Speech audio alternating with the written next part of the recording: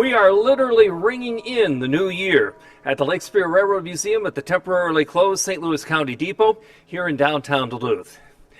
We're going to get to this very special New Year's Day in history, but first of all, I have to take an opportunity to tell you about a great offer being offered by the museum.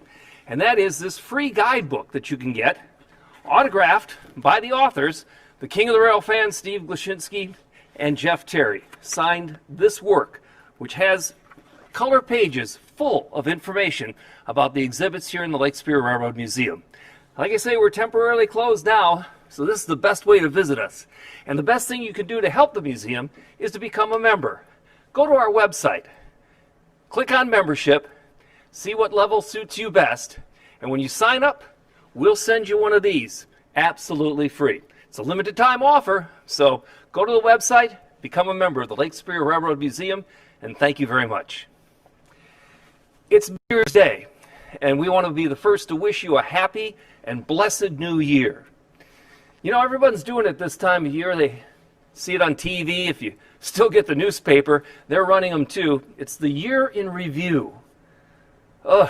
Do we really want to review this year? I don't think so.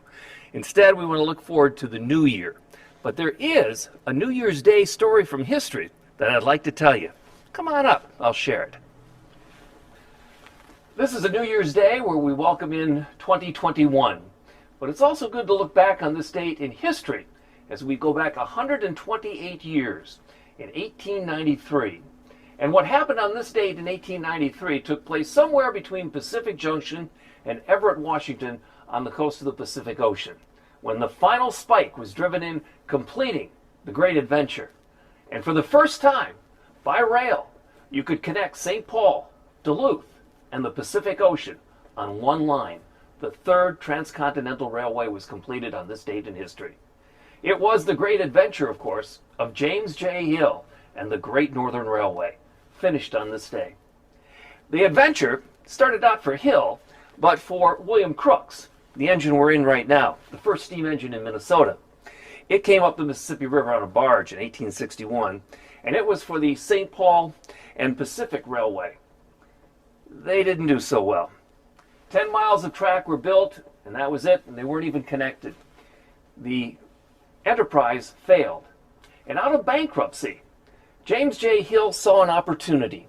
He got some investors together to buy the struggling railway, and they did in 1878.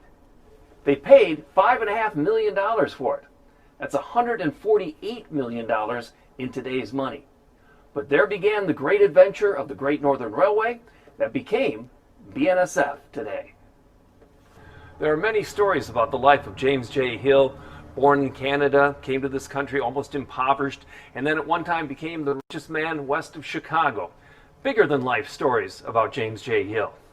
Here he is, for instance, on his 74th birthday, just where we were, in the cab of the William Crookes. It's one of the early engineers. They had the engine rebuilt for his 74th birthday. And here's the line about the Crookes with the other Great Northern engines. He called his life the Great Adventure. A lot of people don't know about some of the philanthropy that Hill and his wife Mary undertook. Mary was a waitress, but when she started dating James J. Hill, her friend said, "You need some schooling." So she went off to finishing school in the East, and when she came back, they were married. She was very Catholic and donated extensively to build Catholic churches along the line of the Great Northern Railway. James J. Hill's philanthropy was very personal. He actually gave money right to the survivors of great disasters.